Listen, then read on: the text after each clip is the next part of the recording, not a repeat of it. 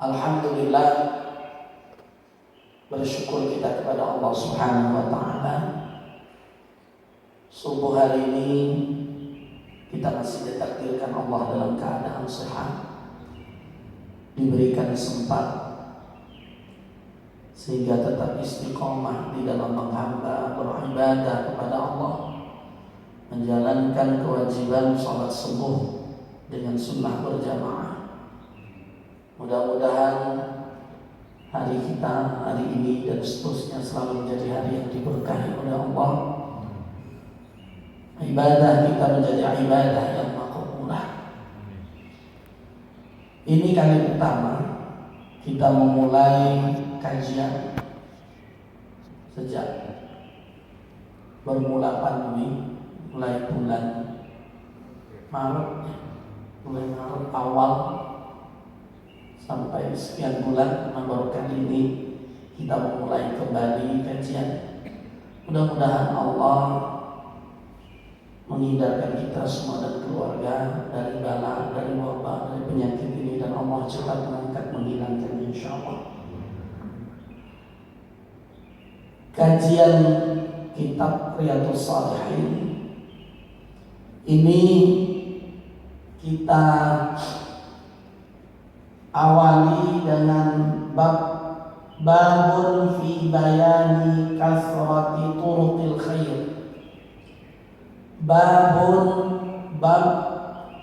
fi bayani yang menjelaskan tentang kasrati turuqil khair, tentang banyaknya jalan, banyaknya cara untuk menjadi baik, banyaknya cara melakukan kebaikan. Artinya kita itu untuk yang namanya perbuatan baik itu tidak terhitung. Perbuatan baik itu tidak tertentu hanya 1, 2, 3, tetapi apapun bisa menjadi cara untuk baik, cara untuk mulia di hadapan Allah Subhanahu wa taala. Artinya bahwa amal soleh apapun bisa menjadi amal soleh, apapun bisa menjadi ibadah. Nah, sepanjang seperti apa nanti insya Allah kita bicarakan. Di dalam Al-Quran, Allah Subhanahu wa taala banyak ayat sebenarnya. Di antaranya ada ayat a'udzubillahi minasyaitonir rajim.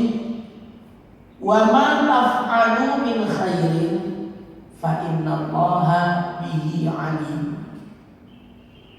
Wa ma, dan apa saja, taf'alu yang kalian kerjakan, min khairin, dari setiap perbuatan baik.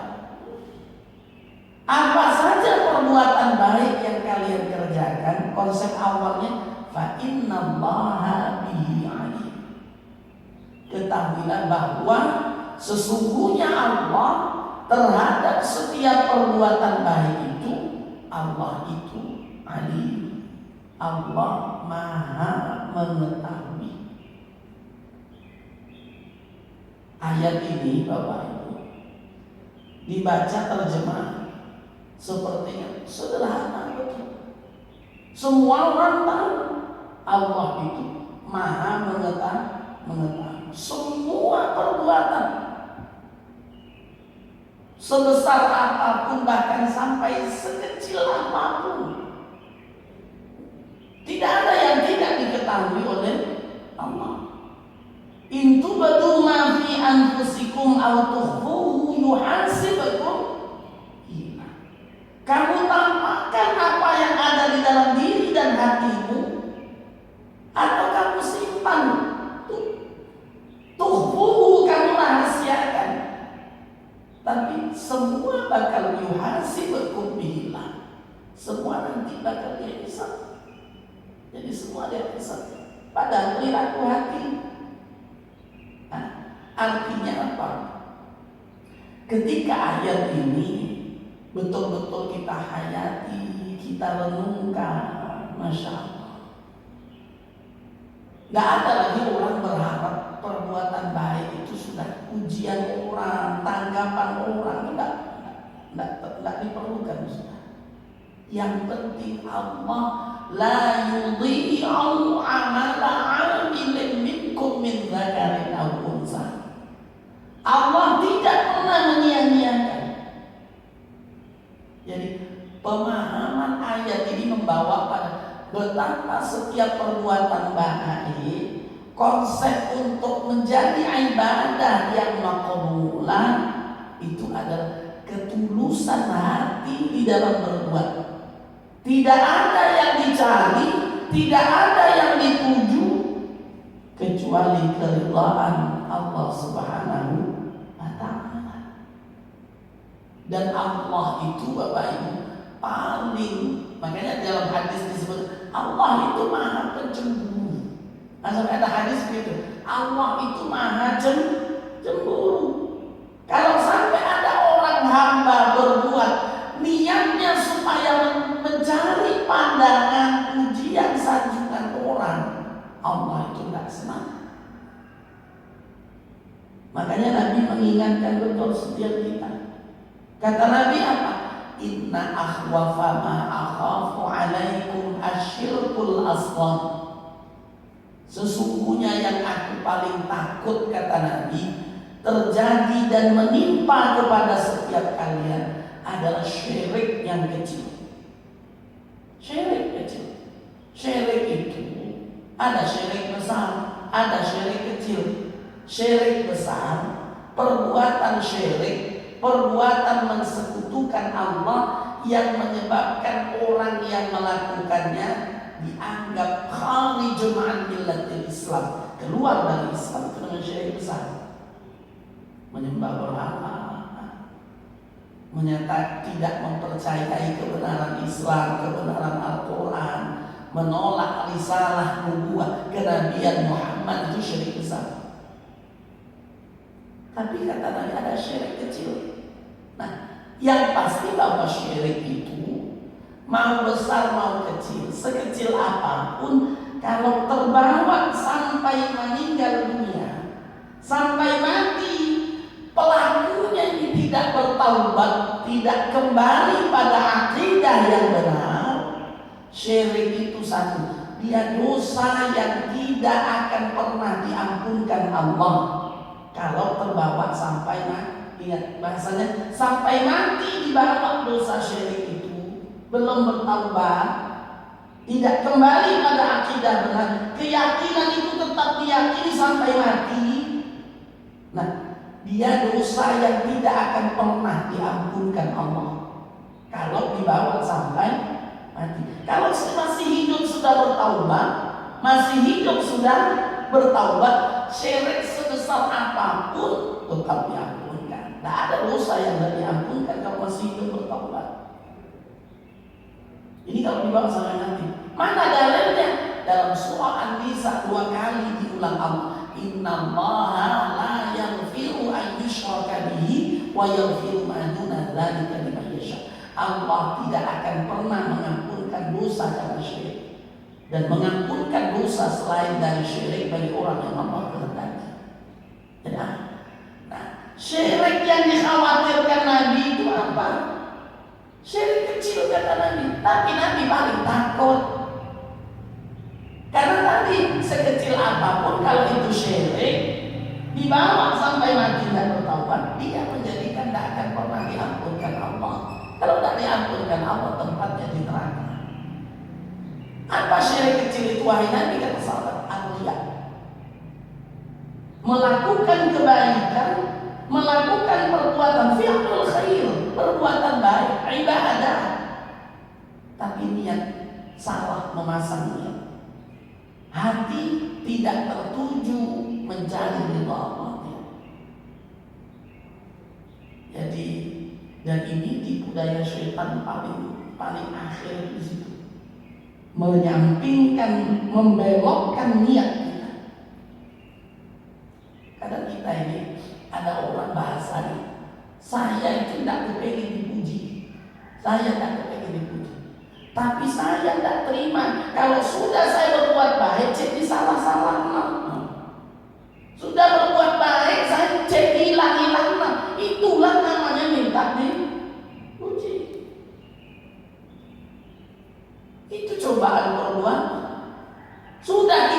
berbuat baik tidak dianggap kebaikan, dihilang-hilangkan kebaikan, tidak diingat. Makanya tujuan jangan kepengen minta diingat orang. Manusia itu gampang lupa, gampang meniru. Manusia ini Bapak, kita ini manusia. Kalau tujuannya itu kepengen untuk supaya orang senang dipandang orang, capek, pegel kita dalam hidup ini. Kita manusia ini 10 perintah, 10 yang harus 10 yang kita kerjakan.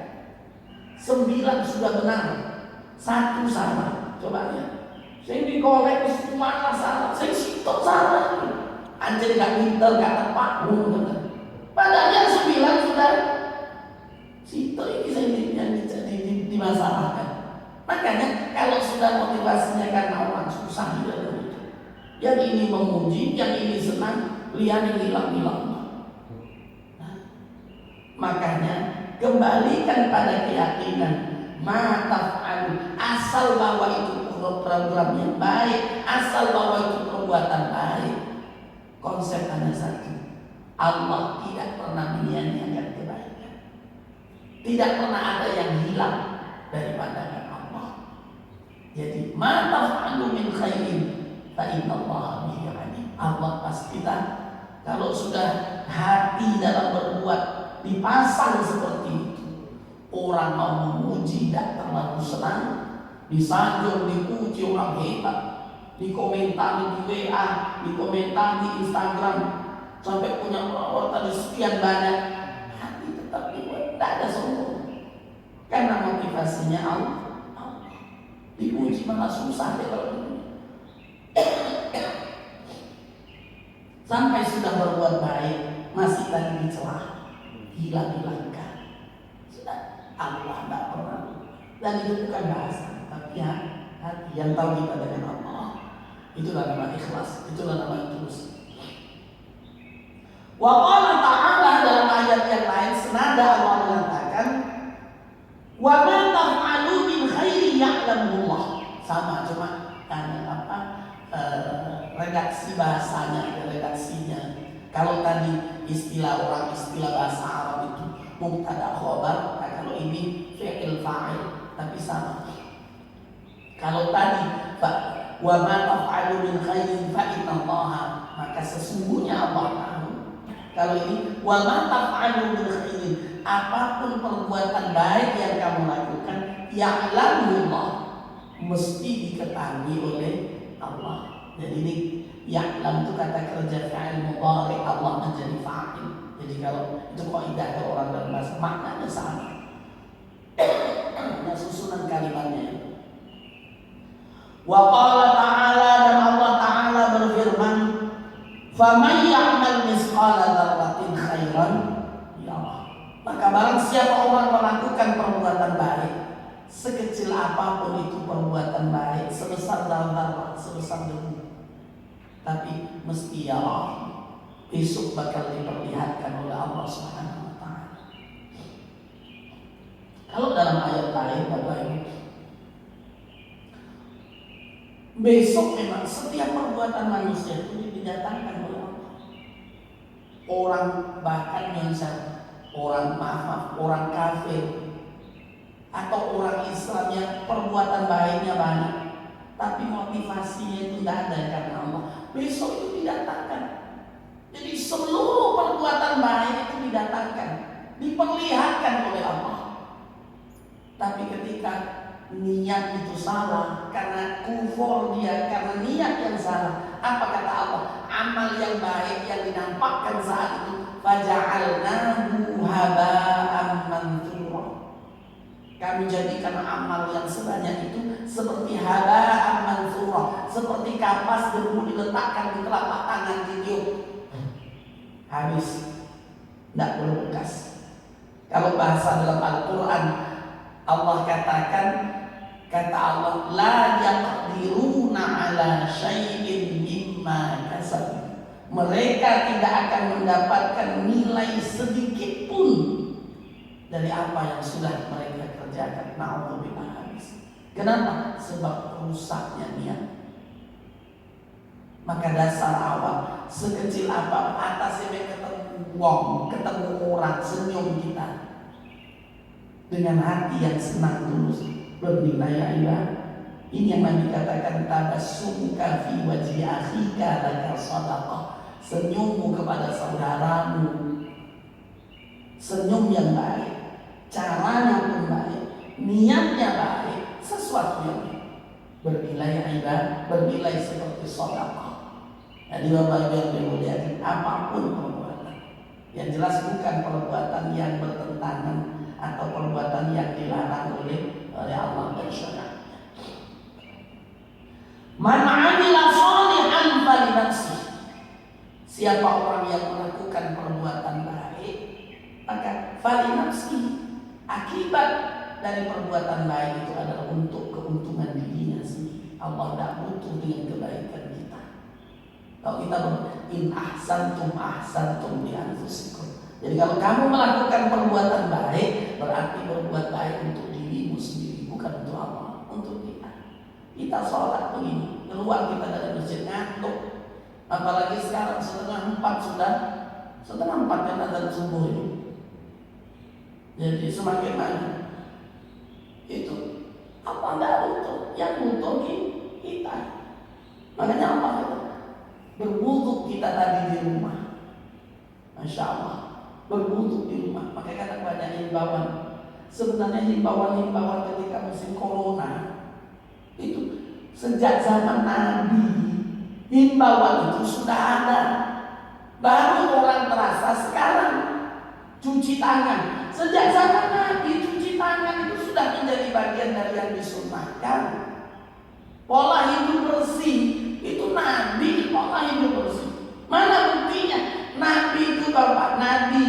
Apa kata Rasulullah? Idza ataita marja'aka fatawadda wudu'aka lis-shalah.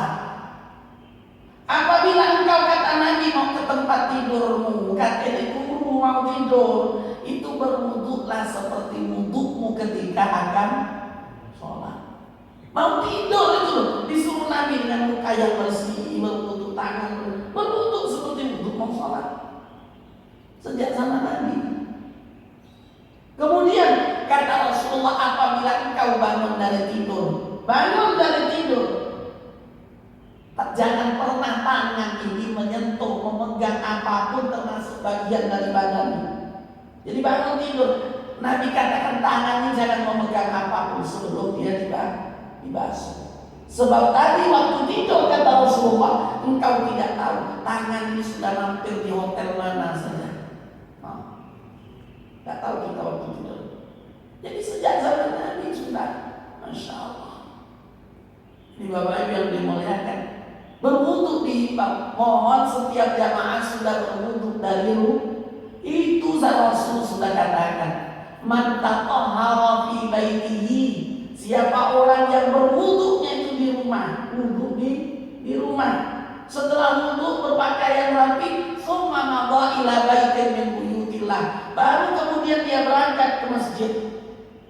Ketika wudunya itu sudah di rumah, sudah berwudu baru ke masjid, setiap langkah itu bernilai. 2 nilai setiap langkah. 1, terampunkannya dosa. Yang kedua, semakin mulia derajat kedudukan di hadapan Allah. Mau berangkat, mau balik, berwudu dari rumah. Perkara di tengah jalan baru letuk tekoma, baru kunci pagar, terus datang, lain urusan, baru sampai di masjid wudu lagi. Tapi bapak mau berangkat sudah dalam keadaan itu sejak zaman Nabi. Perkara mau tidur, wudu sebelum tidur, kain muka kasur sudah batal, tidak masalah. Sampai ada ibu-ibu jamaah nanya, Pak Ustaz, kata dia, Nabi kalau kita mau tidur menganjurkan berwudu. Padahal ketika naik di kasur kita langsung bersenggolan bersentuh dengan suami. Kan batal Pak Ustaz, kata dia. Bagaimana supaya tidak batal, kata sini. Saya jawab, dibungkus saja dengan plastik. Jadi perkara baru naik sudah bersenggolan batal, tidak masalah. Tidak masalah tidurnya itu sendiri sudah membatalkan wudu. Maka syariatnya kita ikuti. Syariat ketemu air nanti begitu sudah duduk kok pengen pipis ke kamar kecil, berwudu lagi. Membiasakan berusaha dalam keadaan berwudu. Nah, Bapak Ibu yang dimuliakan Allah Ta'ala, jadi seluruh bentuk perbuatan baik kita kembali, Masya Allah, ini kita memang teruji oleh Allah Ta'ala. Kita walana maluwannakum bisyai'in minal khawf wal ju' ala akhir ayat. Kami, kata Allah, pasti akan memberikan bala, menurunkan ujian kepada kalian. Bisyai'in dengan sesuatu yang bentuknya macam-macam. Satu minal khawf, rasa takut. Ini betul-betul Masya Allah. Dibawa rasa khawatir, rasa takut, tidak berkesudahan. Mau ke pasar takut kan gitu. Mau ke tempat kerja kan ketemu orang takut, bawaan curiga. Mau ketemu kok nular ini, takut kita. Ini bala. Sampai paling puncak dari itu adalah saat ketika Ramadan, bahkan ada maklumat masjid semua di lockdown. Tarawih tak boleh di masjid, sholat tak boleh di masjid. Itu kalau orang yang terbiasa di masjid, betul-betul ujian berat. Terbiasa di masjid terus tak boleh ke masjid, susah atau susah? Susah. Astagfirullah. Tak boleh ke masjid. Kecuali memang tak pernah ke masjid. Begitu ada maklumat tak boleh ke masjid, oh, alhamdulillah saya ke sholat kali di masjid. Alhamdulillah. Kembali pada apa yang dimuliakan Allah. Sampai pun teruji sekarang. Kadang kita tak sholat. Dan kami posisi Allah itu biar maklumat. Kondisi yang darurat itu membolehkan yang tak boleh. Padahal ketika masa seperti ini kalau dalam kondisi yang aman, dalam kondisi yang banyak orang yang mempermasalahkan. Kata dia sholat masih masjid percuma, tidak sesuai sunnah Nabi. Sunnah Nabi sholat mesti berdampingan. Sholat mesti harus lurus rapat, bahu ketemu bahu, kaki ketemu kaki. Itu dalam kondisi aman. Sunnahnya memang begitu. Tapi ketika dalam keadaan Allah, ada pendapat daripada tidak sesuai dengan sunnah, kalau tidak usah ke masjid atau mendapat karuan. Padahal sudah bentengnya Muslim itu 3, 1 masjid, 2 zikrullah, 3 Al-Quran. Jadi hausunul Muslim, jadi benteng umat Islam itu 3 itu tadi. Bapak Ibu yang dimuliakan Allah Subhanahu Wa Taala, jadi apapun perbuatan baik yang kalian lakukan, maka kata Allah, ma'inallaha falinafsik, maka kebaikan itu akan kembali pada pelakunya, orang yang melakukan perbuatan baik. Wa in asawa man asafa 'alaiha. Kalau berbuat tak baik pun, yang mendapatkan akibat dari tak baik adalah yang melakukan. Wal ayatu fil bab katsirah. Ayat dalam bab ini banyak betul. Cuma beberapa saja disinggung, bab tentang berbagai macam cara untuk menjadi baik. Itu ayatnya banyak. Cuma disebutkan tadi hanya beberapa. Wa amal ahadits, adapun hadis-hadis tentang dalil tentang bab ini juga fakasiratun jiddan, banyak sekali. Wa hiya ghairu mukhtasarin, tidak terbatas. Jadi hadisnya banyak betul tentang bab ini. Tapi fadhkuruha tarafan minha. Kita kata musannif, kata pengarang, hanya akan menyebutkan, menuliskan beberapa hadis saja. Kalau mau ditulis semua lebih dari 1 kitab. Tapi tidak, kita hanya menghadirkan beberapa hadis saja. Yang pertama,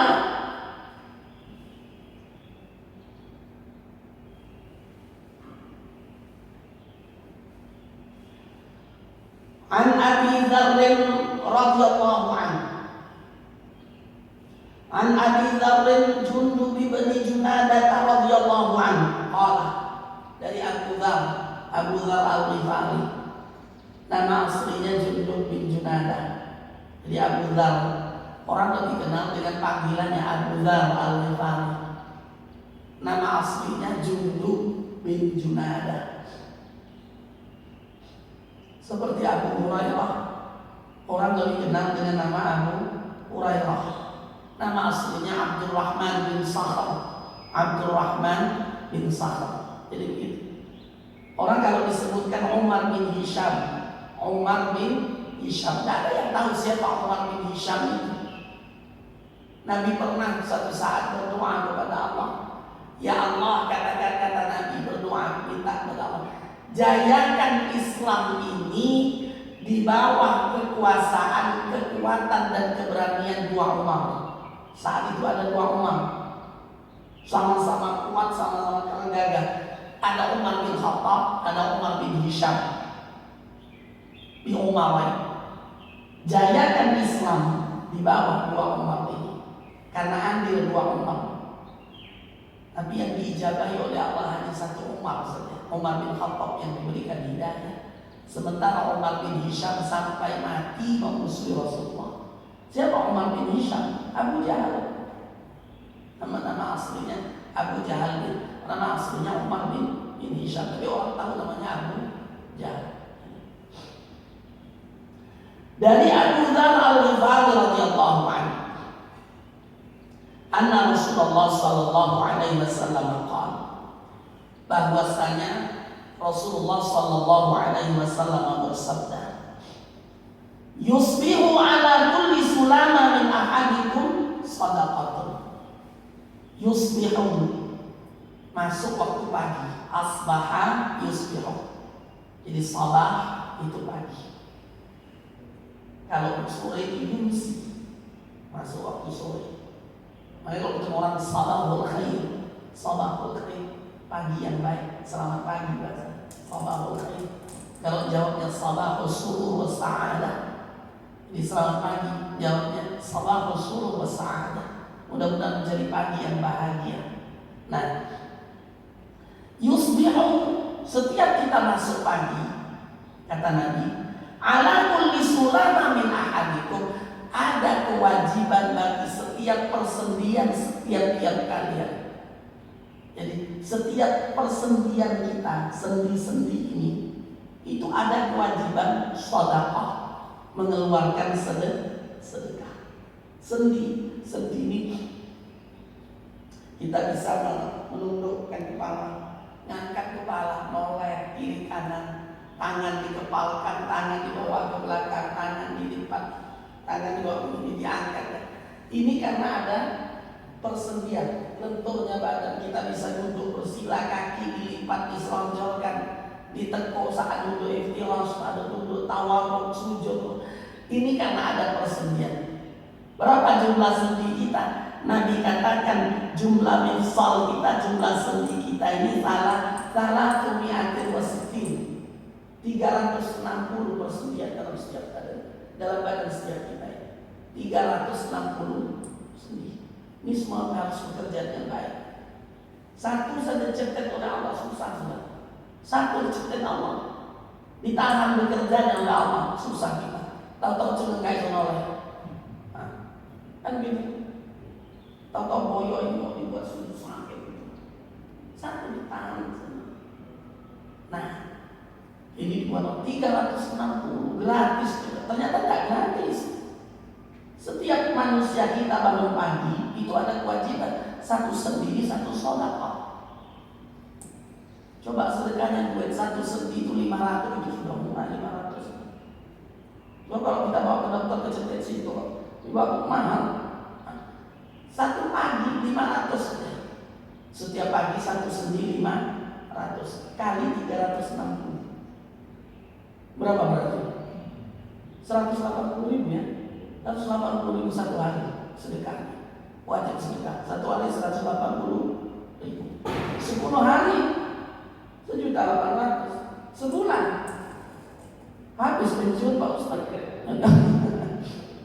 Nah, inilah betapa Allah Maha Murah. Sedekah. Maka sedekah itu umum. Allah tidak menyebutkan infak. Kalau infak itu dalam bentuk infak nafkah, belanja sesuatu yang dibelanjakan, berarti materi. Makanya kalau buat kotak infak berarti duit. Kalau sedekah umum, senyum saja sudah sedekah. Makanya kan sampai disuruh kotak sedekah, sehingga jamaah lewat senyum aja dia. Tidak ada dari sini, senyum sudah sedekah kita. Kotak infak, jadi infak berarti duit. Jadi ini salah tulis kotak sedekah. Tak ada isi, senyum coba. Nah, setiap termasuk pagi ada keharusan bersedekah. Ini bentuk cara berbuat baik. Nah, Allah tidak memandang hanya bentuk uang saja. Bukan berarti tidak harus uang, ada lagi bentuk harus. Maka kata Nabi, fakulu tasbihatin sadaqah. Setiap kita subhanallah, subhanallah, satu subhanallah, satu sadaqah. Kan lega kita kalau begini. Kenapa lega? Manusia itu bakhil. Jadi kalau harus duit itu susah ya, mengeluarkan duit. 100.000 mau dikeluarkan susah. Jadi 100.000 kota amal lewat bawa sudah 100.000 mau dimasukkan itu berat betul. Terbayang Soekarno Hatta dan ada yang cinta Bapak yang dimuliakan Allah. Nah, satu tasbih bernilai sedekah. Wa kullu tahmidatin sedekah, setiap dia alhamdulillah sedekah. Maka sungguh kita diajar imam tadi, Ilahi wa Rabbi anta subhanallah, subhanallah, subhanallah, subhanallah 33 sedekah, 33 sedekah. Jadi makanya berapa kali kita bertasbih setiap hari?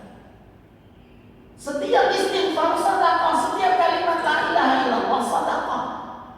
Maka para ulama dulu orang kadang nyari selesai sholat, mana ada dalil berzikir subhanallah, subhanallah, mana ada dalil berzikir la ilaha illallah. Kenapa dibaca bersama? Ulama kita itu tahu, orang itu kalau baca sendiri-sendiri males. Maka kalau diajak bersama itu ada semangat sedikit. Jadi Bapak Ibu yang dimuliakan Allah SWT, masing-masing cara, masing-masing cara. Bahwa kalau tidak bersama dia bisa sendiri, tidak masalah, boleh saja. Yang penting bahwa berpikir. Allah sudah katakan, idza qadaytumus sholata fadhkurullah. Selesai kamu dari sholat, tetaplah untuk berzikir kepada Allah. Itu saja intinya. Nah, setiap kalimat la ilaha illallah sedekah, setiap kalimat Allahu akbar sedekah. 360 loh sedekahnya. Apapun bentuk. Wa amrun bil ma'ruf sedekah. Kita ajak orang menjadi baik. Kita ajak orang untuk baik. Kita ajak ayo ke masjid sedekah. Atau ada orang salah kita ingatkan sedekah. Apapun bisa menjadi sedekah asal perbuatan baik tadi.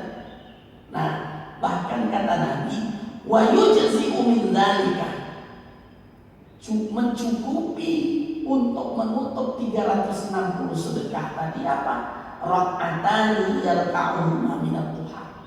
Dengan 2 rakaat salat duha yang kita.